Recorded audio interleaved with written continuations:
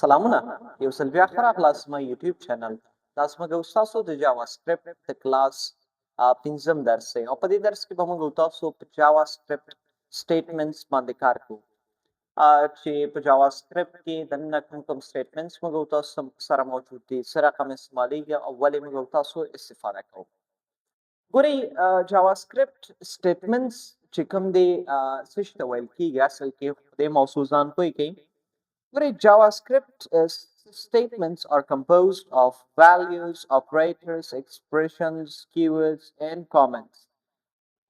JavaScript statements چې کوم دي دا موږ تاسو سره اصل کې د دې دنه چې کوم values په JavaScript کې اوسي کوم چې operators اوسي values لکه موږ تاسو یو لیکنه تر سره کوله فرض کې ما لیکلو چې document.write دې ته موږ تاسو بیا value وایي فرض کې زراغم دلته ما ولیکه document.write او دلته ما یو لیکنه په دې کې دننه تر سره کوله په دې کې ما لیکه فدا نو دغه فدا موږ تاسو سره یو JavaScript value دی صحیح ده دې ته موږ تاسو value ویلی دا یعنی JavaScript یو statement دی value همداسې operators چې کوم موږ تاسو سره دغه پلس علامه ماینس علامه دغه ته موږ تاسو operators ویلی equal علامه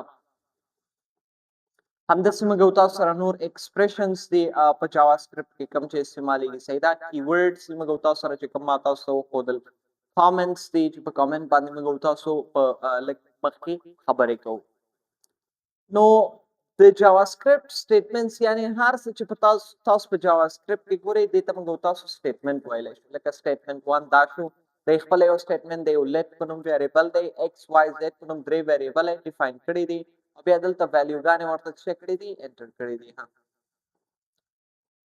نو دې ټولو ته موږ تاسو JavaScript statements ویلی شو بله خبره چې ډېر عام نن سبا په JavaScript کې دومره استعمال هم نه لري هغه د semicolon دی ګورئ semicolon موږ تاسو هغه وخت کې استعمالو کله چې موږ تاسو چې کوم یو لاین دی د کوډ یا موږ تاسو چې کوم یو statement دی کله چې یو statement ختمي کې د statement په end کې موږ تاسو باید د semicolon نه استفاده وکړو خو دا خبره چې کوم دی اوس نن سبا دومره استعمال نه لري ځکه semicolons په موږ تاسو مخکې ډېر استعمالو کله چې موږ یو statement ختمېده موږ تاسو په semicolon ورکولو خو هغه ستاسو خپله خوښه دی صحیح ده په پایتان کې په JavaScript کې چې کوم دی دی necessary نه دی چې تاسو څه وکړئ دلته هر یو هغه کې semicolon دلته ورته واچوئ که ورکوئ یې ښه خبر دی او که نه یې ورکوئ هم هیڅ مشکل په دې کې نن سبا نشته دی پخواني کوډ ایډیټرز کې به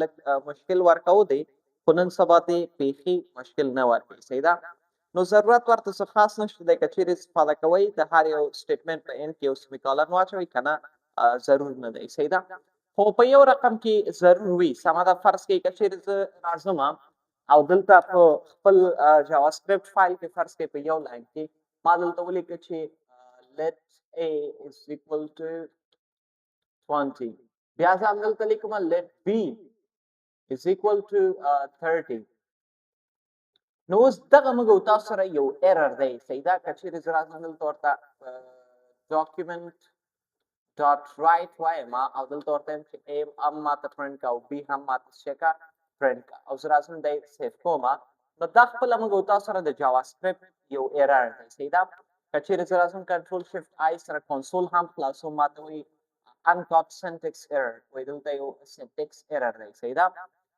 نو error یې ځکه راکړی چې په یو لاین کې موږ تاسو دوه کوډز لیکلي که چیرې همدغلته ما semicolon واچوو نو هیڅ error به موږ تاسو سره موجود نه اوسي ګورئ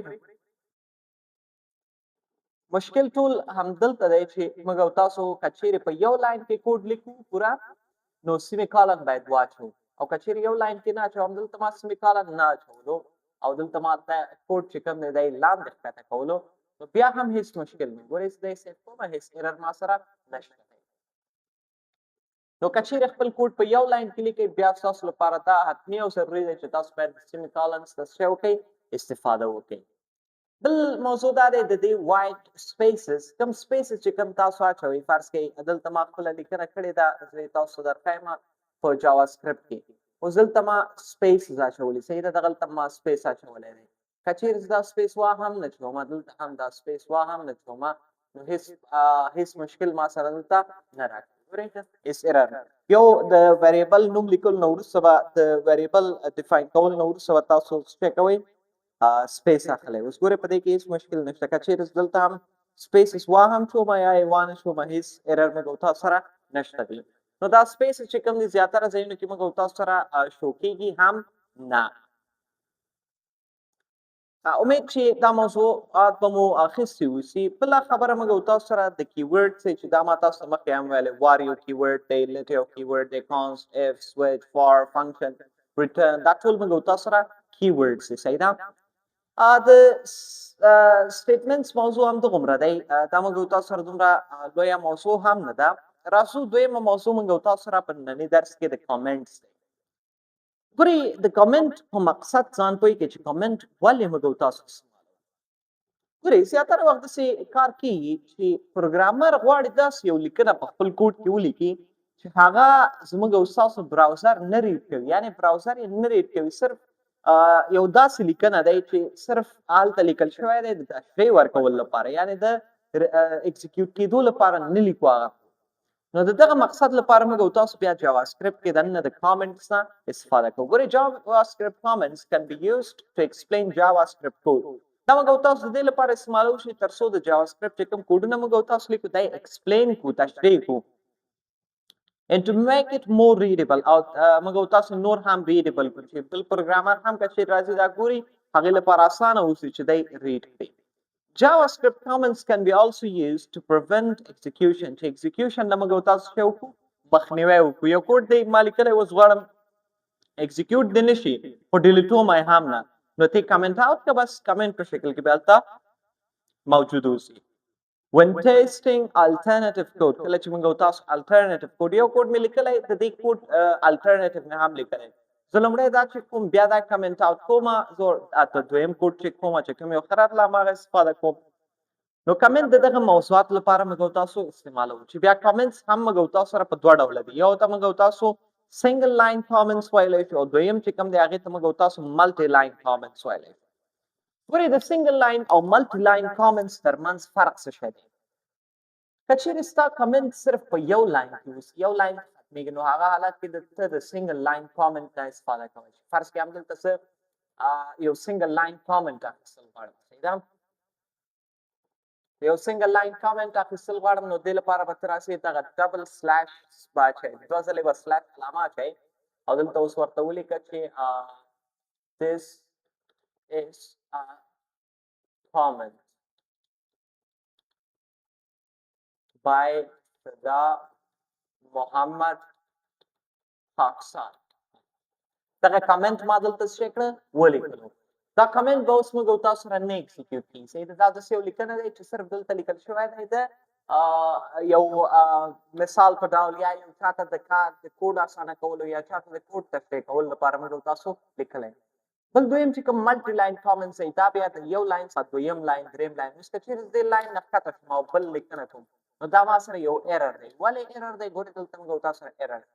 ولې دی ایرر دی؟ ځکه چې موږ او تاسو یو سنګل لاین کامنټ اخیستی، ملټي لاین خو نه دی اخیستی چې دوه لاینو کې لیکو.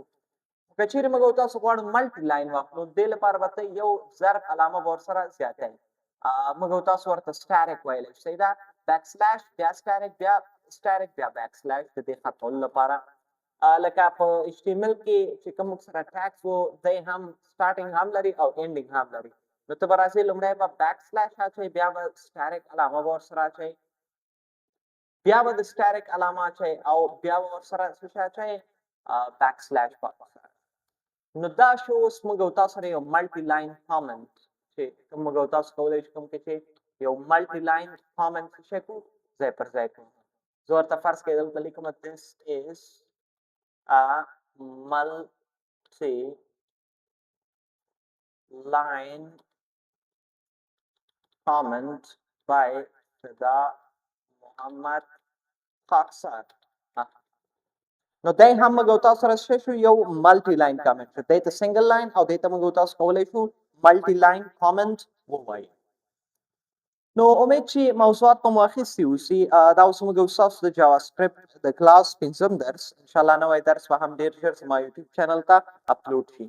له تاسو څخه مې یو وړه هیله دی زما یوټیوب چینل در سره سبسکرایب کړئ، د بیل آیکن هم ورسره کلیک کړئ او کوشش کوئ دا یوټیوب چینل زما له خپلو ملګرو سره هم شریک کړئ تر څو هغوی هم له دې درسونو څخه برخمن شي. تر بیا د خدای په امان، ښه وخت.